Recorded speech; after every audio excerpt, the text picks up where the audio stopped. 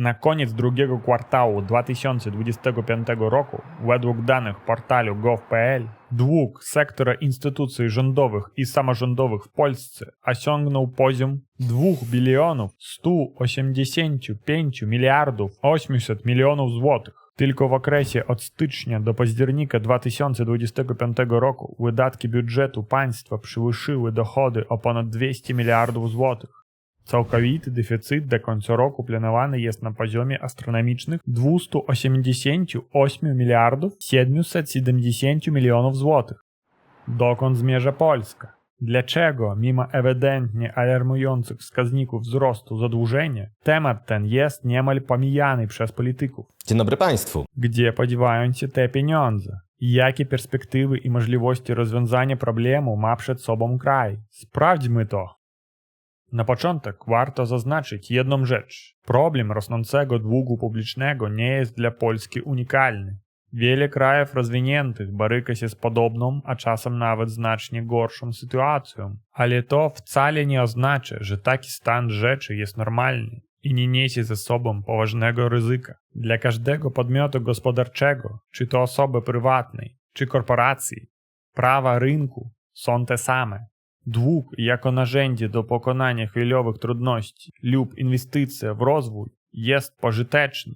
Jednak jest też oczywiste, że niekontrolowane pożyczanie na ryzykowne operacje lub banalne przejadanie środków do niczego dobrego nie doprowadzi. W końcu dla dłużnika nadejdzie godzina zapłaty lub bankructwo. Ta sama logika dotyczy państw. Jakim zatem agentem ekonomicznym jest państwo polskie? Przyjrzyjmy się strukturze planowanych wydatków budżetowych na 2025 rok. Obszary wydatków są różne, ale liderów nie trudno wskazać. Wydatki socjalne. Bezapelacyjny numer 1. Wchodzi tu Fundusz Ubezpieczeń Społecznych, pomoc społeczna oraz wspieranie rodziny. W sumie daje to 292 miliardy złotych. Drugie miejsce. Administracja publiczna. Utrzymanie aparatu państwowego będzie kosztowało około 235 miliardów złotych. Obrona narodowa.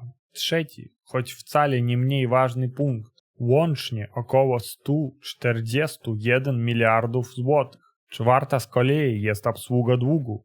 Nikt nie daje pieniędzy za darmo. Odsetki trzeba płacić. To dział 757, 110 miliardów złotych.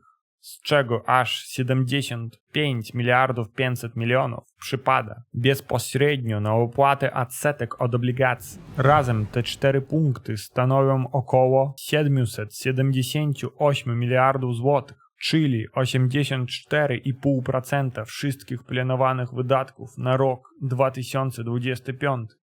Spróbujmy zrozumieć, z czego można zrezygnować i do czego by to doprowadziło. Zacznijmy od końca obsługi długu. W ostatnich latach ta pozycja uderza w budżet wyjątkowo boleśnie. W czasach pandemii stopy procentowe były bliskie zeru, a obsługa długu kosztowała groszy. Więc rząd wydawał pieniądze na prawo i lewo. Długo tak trwać to nie mogło. Inflacja wystrzeliła w kosmos, a bank centralny był zmuszony przywrócić stopy do adekwatnych poziomów. Jedyny sposób na zmniejszenie tych kosztów bez napędzania inflacji to spłata kapitału długu, co przy deficytowym budżecie jest niemożliwe. Faktycznie rząd nie ma obecnie żadnych dźwigni wpływu na tę pozycję. Kolejny punkt – obrona. Cokolwiek by nie mówiono w przeszłości o pacyfizmie, teraz sprawa jest jasna. Silna armia to gwarancja pokoju. Sojusznicy mogą się odwrócić w każdej chwili i Polska wie o tym lepiej niż ktokolwiek inny. Zagrożenie ze wschodu jest realne. Prawdopodobieństwo wojny w przypadku porażki Ukrainy, ku której niestety wiele zmierza, znacznie wzrasta, zwłaszcza w rejonie przysmyku suwalskiego i krajów bałtyckich. Rosja już teraz nie krępuje się przeprowadzać dywersje na kolejach w Polsce i UE, dlatego wzrost wydatków jest uzasadniony. Inną kwestią jest efektywność. Przykładowo, zakup czołgów z USA i Korei budzi pytanie na tle wojny w Ukrainie, która obnażyła podatność ciężkiego sprzętu na drony. Ale to temat na oddzielną dyskusję. Ciąć wydatków na obronę nie można, bo na szali leży fizycznie istnienie państwa. Zresztą, obcięcie tej pozycji nawet o połowę pokryłoby zaledwie ćwierć deficytu. Więc to nie jest rozwiązanie. Przejdźmy do administracji. Oczywiście, aparat państwowy nigdzie nie jest wzorem efektywności. Zawsze jest tam co optymalizować, ale państwo robi to niechętnie z powodu braku konkurencji rynkowej. Prawdopodobnie wydatki dałoby się ograniczyć, ale wymaga to delikatnego podejścia, gdyż wiele funkcji państwa jest niezbędnych, by uniknąć chaosu. Udane przykłady redukcji biurokracji istnieją, ale to trudna i długa droga.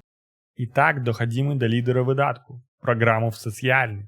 Z ekonomicznego punktu widzenia rezygnacja z nich to najprostsza droga do likwidacji deficytu. Wydatki na obowiązkowe ubezpieczenia społeczne i programy typu 800+, praktycznie w całości odpowiadają za obecną dziurę budżetową. Obowiązkowe ubezpieczenia społeczne to w ponad 70% wydatki na emerytury. Skąd biorą się takie wydatki, skoro pracujący płacą składki? Rzecz w tym, że składek pracujących już dawno nie starcza na wypłaty dla obecnych emerytów.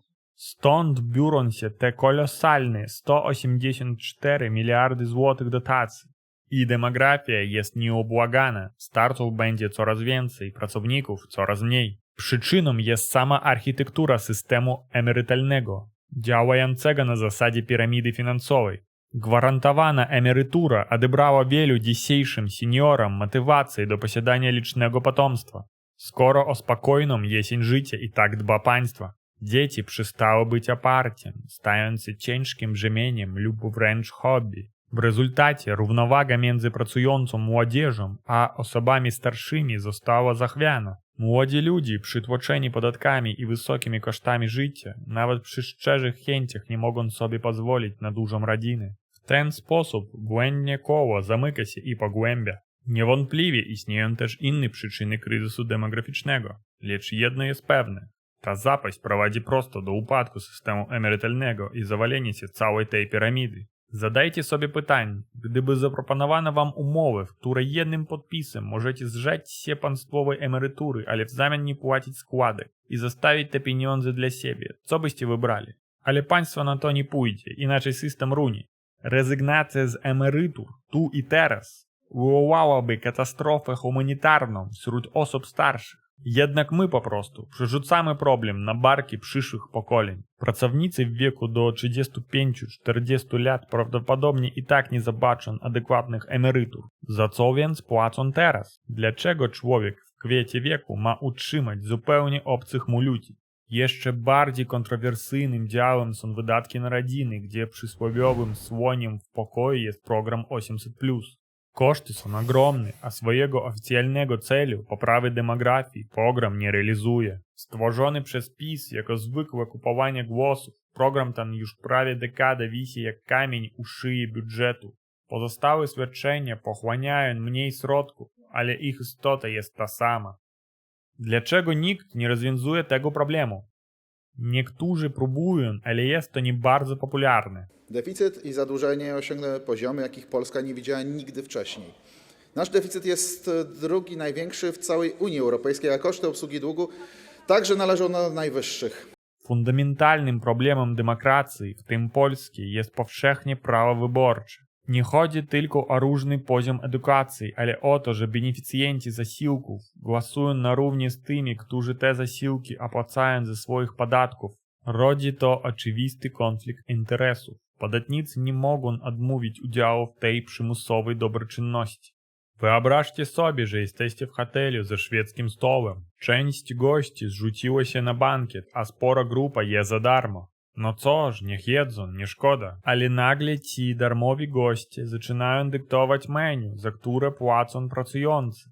Absurd. Ale właśnie tak działa polityka państwowa. Każdy ciągnie kołdrę w swoją stronę. Polityka reformatora, który powie gorzką prawdę o budżecie, po prostu nikt nie wybierze. Ściślej mówiąc, mogą zacząć na niego głosować te grupy, które najbardziej odczuwają fiskalny ucisk, na przykład młodzież. To jednak może nie wystarczyć do zwycięstwa, gdyż na drugiej szali wagi znajdują się beneficjenci zasiłków i dopłat, których głosy nie ważą ani trochę mniej.